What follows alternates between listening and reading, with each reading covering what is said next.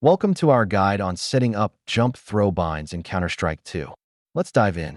Jump throw binds enhance your gameplay by ensuring that your throws are consistent and accurate. No more worrying about missed throws. Here are the basic console commands you'll need. Bind, key press, and throw. Don't worry, we'll go through each of them. To set up your jump throw bind, you'll first need to open the developer console. You can do this by pressing the tilde key, tilde, on your keyboard. Let's set it up step by step. First, type the command bind wheel down plus jump plus attack. This will bind your mouse wheel down to jump and throw. Now that you've set it up, head over to practice mode and test your bind. Make sure your throws land where you want them to. If your bind isn't working nicely, check for common mistakes like typos in commands, or ensure you're in the correct game mode. Sometimes it's just a small error.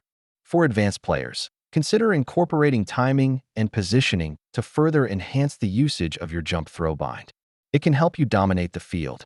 Don't keep this ability to yourself.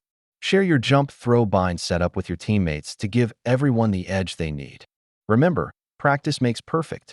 Keep refining your skills, and the jump throw bind will soon become an essential part of your gameplay.